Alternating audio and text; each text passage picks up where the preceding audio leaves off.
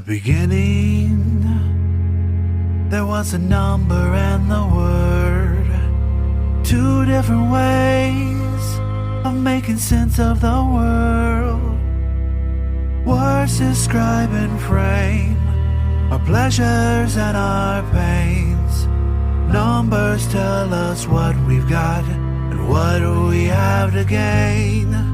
But somewhere back in the day, we traded in the things we say. Numbers and digits. 'Cause when we make decisions, we never let those words get in the way. What you just heard was a clip from ROI the Musical, which focuses on one of the most talked about and misunderstood metrics used in marketing today. What kind of people invest their time in creating such a piece of work? You're about to find out. But they're creative people who can develop and bring to life creative ideas, and they're often undervalued in B2B marketing. To talk about why that is, we're talking to the folks behind ROI the Musical, Jacob Sanders, Scott Monty, and Ryan Wallman. Welcome to Conversations with MarTech. I'm Jake Sanders, creative director at Audio Content Lab. Hey, I'm Scott Monty. I'm an executive coach and communications strategist with Chameleon Collective and Timeless Leadership. Hi, I'm Ryan Wallman, executive creative director and head of copy at Wellmark, which is a healthcare communications agency. All right. First things first, Jacob, tell us about ROI the Musical, where the idea came from, and why take on such a thing in the first place. Well, thank you for having us. It started on Netflix, like a lot of our journeys began. I saw this Bathtubs Over Broadway, which is the story of one of the comedy writers at Late Night with David Letterman, who used to bring these weird records on. And they were branded records that were songs about like tiles and bathrooms and Pennzoil. And turns out that they were connected to this thing called industrial musicals, which was big in the 50s and the 80s, where shareholder meetings for Pepsi and, big companies, they wouldn't just hand you the report. They would put on a giant show where people would dress up like giant bottles and then they would sing. And then he, in this thing, he interviews all the creative people that wrote these. And so they're Tin Pan Alley composers that were just piecing things together. And they were thrilled that somebody knew the song that they wrote about being a Pennzoil man. So they were like, and they would play these songs and these people just lit up. And it was just and I was like crying. Because I'm spending time in marketing and I'm just like optimizing an email. And I was like, is that click-through rate good? And they're like, it should be lower. And you're like, oh.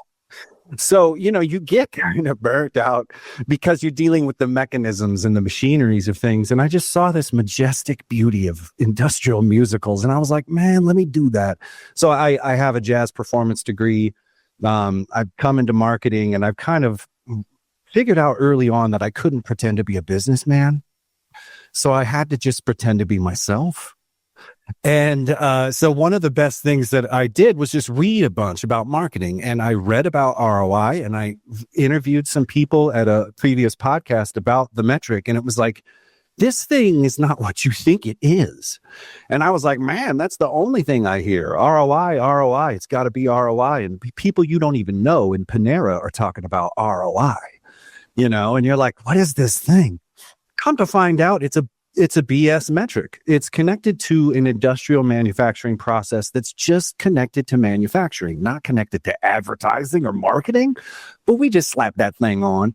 And so I said, what is this? So I dug into the research and then I started coming up with songs. And then I was like, this is dumb. And then as I'm connecting online with people, I reached out and I got a script together and I reached out to these people here. And I said, would you be cool? And I don't have money. I have nothing. So, I had recently in one of my previous podcasts done a Charles Dickens musical. So this isn't my first time. But I was amazed by how easily people were just like, sure, I'll be a part of your ding dong thing. And I was like, it might work. So I got ROI, the musical draft together, got these really smart people who I trust. They looked at it. They wanted to be a part of it. And the rest is history. So what we've learned is that Ryan and Scott will work for free. No. Well, no. I'll let them take that.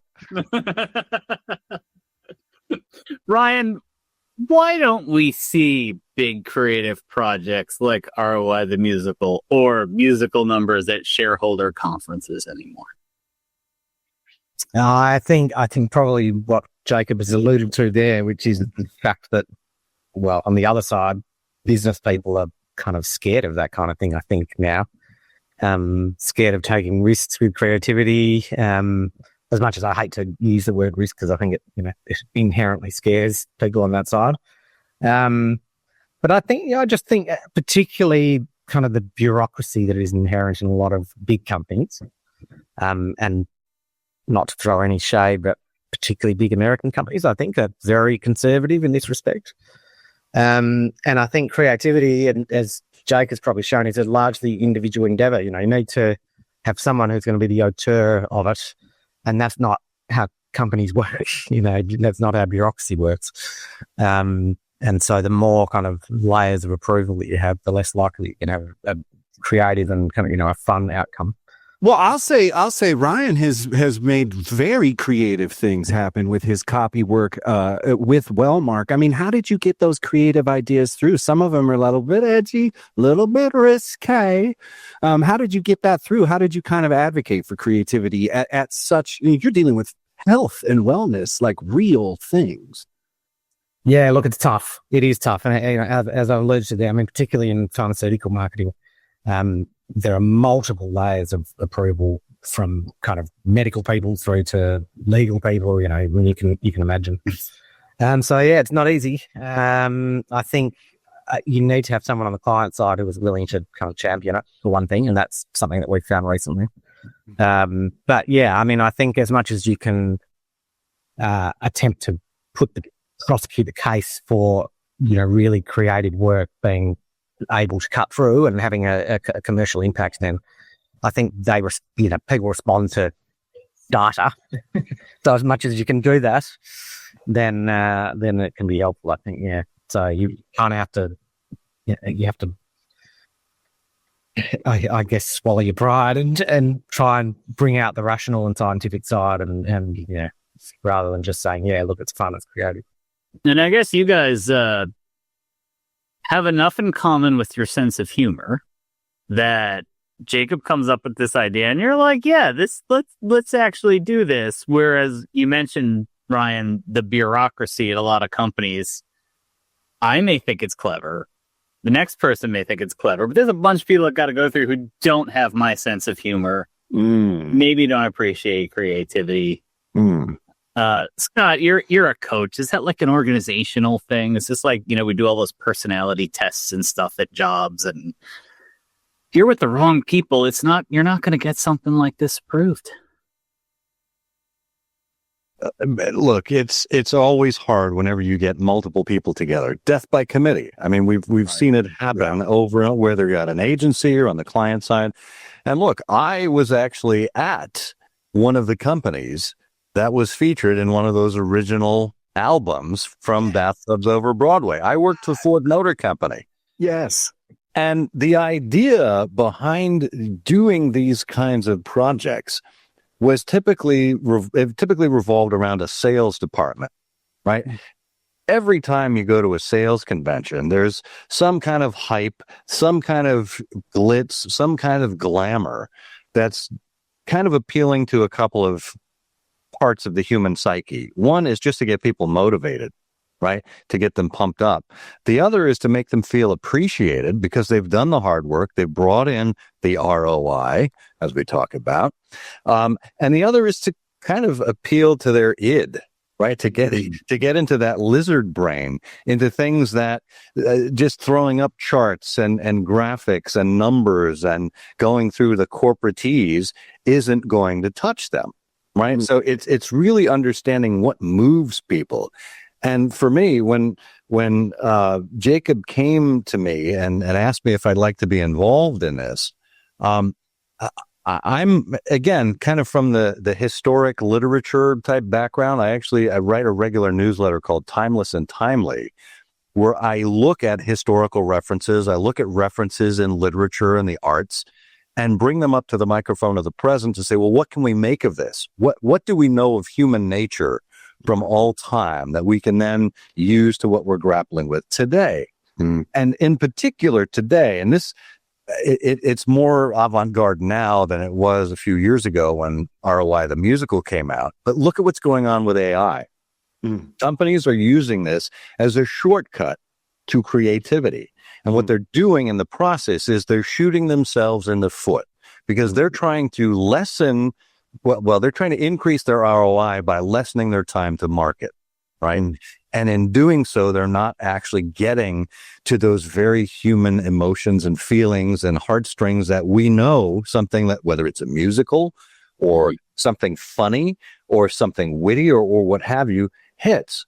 And this it's a very American thing, as you observed, Brian. Right. We're looking to operate from quarter to quarter, and the pressure is on. And what have you got to show for it? Right. Whereas something that's more artistic and creative, it's hard to put some kind of number to that, but it moves people based on how they react. Right. Mm-hmm. So for me, coming to it from that angle, I was so excited to be part of something like this and to contribute to the creativity. And, when Jacob's script included Jeremy Bentham, I mean, whoa, hey, knock me over with a feather. So, well, where else am I going to go with that stuff? It's like you got these high flying ideas and you talk to normal people and they don't understand what you're saying. So I was like, well, I have to sing this. That's the only way to get through. These big creative projects, a lot of times they're long form content. ROI the musical would be considered long form content, probably in any era, but certainly in the era we have now, right? We've got social media and an audience that I sometimes describe as algorithmically dependent. It is fed stuff, right? And what's the future hold for long form creative content? Is this something that we're gonna, when we heard about the shareholder musicals, you go, gosh, that was a completely different era. Is that what happens to long form content going forward? No, I think we've always had a problem with long form content. The question behind it is your content interesting enough to move people along, to keep them with you? I think there will always be a place for this. It's not necessarily going to be algorithmically sexy, right? But what can you do with long form content? Well, you can cut it up into smaller pieces, right? And if you get people interested in part of it, well, maybe they're interested to hear more about it. Yeah, it's all in the setup, right? If you can set it up so that there's a cliffhanger moment or they want to see what happens next. This to me, this is one of the great quotes I always go back to. And it's not Socrates and it's not Aristotle. It's from Private Parts, the movie, where they were doing audience research. And they said the average Stern listener listens to the show for an hour and a half. Most frequent answer when asked why they continue to listen is, I want to hear what he's going to say next. The average Stern hater listens to the show for 2.5 hours. Most frequent response given to why you listen that long, I want to hear what he's going to say next, right? So if you can move people along and get them interested as to what you're going to say next, then you can do that with long form content.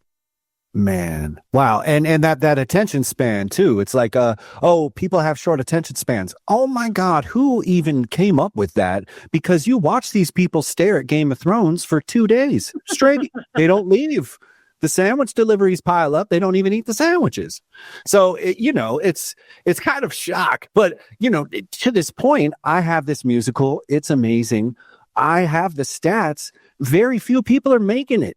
all the way. But what they like, those clips, they like the clips. And it's an audio only thing. I gave myself the restriction of just having it radio drama. I'm not going to bring any video in here because I know you want it and I'm not going to give it to you. And, and you're like, oh, well, then you really won that battle because no one's, spending time with it. But I think, it is that point is if you're not selling the whole dining experience. You're selling a couple menu items that might catch them in bold, and then you get them in, and then you give them the experience. But, it is kind of a sad thing is most people don't even get a chance to get your attention nowadays.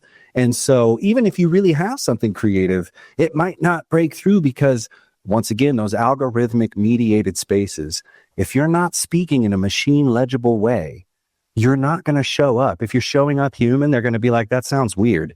I'm going to give something that sounds a bit more in the middle of everything. To this point, I read a book called Filter World by Kyle Chayka, and it explained how culture gets flattened by algorithms. And one of the things that they mentioned was Netflix. They gave a cash prize for them to fix their algorithm so they could recommend the next movie better. They did pretty good. This person got it, but he couldn't crack it. And he said, there's 5 or 10 movies that I just can't figure out because strong male lead, explosions, robots, those are the categories. And then there were movies like Sideways, Napoleon Dynamite, just kind of really weird off there, sort of like, what's the even point of this movie? They couldn't figure it out. So those don't get recommended at all. So it isn't that, oh, they can't figure it out. It's that you don't even see those things because they're so dynamically interesting that I'm sorry, we just can't even see it. Is that a 1? Is it a 0? I left. So my big thing is getting human aspects machine legible. If the AI and the spreadsheet people can't read us, if they don't know where we make them hot, then we don't make them hot. We don't exist. So my big thing is getting some of that human creative stuff on the spreadsheet. So those spreadsheet people could say, oh, I looked at ROI. Did you know that's a bullshit metric that I made a musical about? Here's a new metric that's also not bullshit, but maybe it's new because, it's like we're in this war of measuring what's good. Last point I want to say, because I don't know if I have time. No one's coming to take me away. It's like he said, he answered like the cops were on. Creativity isn't thought of as thinking. It's not serious thinking. When someone says be creative, they really mean be cheap as possible. And that is the problem. When you say get creative, they mean I don't want to pay for a thing. And I know that for a fact because I'm the creative person that's been asked to be a cheap genius on numerous occasions, and I've shown up and done that thing. But that is not what creativity is. So creativity is misdefined from the get, and that is going to bite us in the ass if we're looking at AIs or spreadsheets or anything else. Thank you. ROI to take us home. Jacob Sanders, Scott Monty, Ryan Wallman, thanks for joining us on Conversations with Martech. Thanks for having us. Pleasure, sir. ROI, are we doing this? Oh, you guys are really screwing this up. Maybe the return on the investment we seek isn't in a column or a row on a sheet. ROI, are we marketing with a why? We are hearkening to a simpler time at the start of things. If you're living life by the measurements, you never do something for the hell of it. So it's ROI before ROI.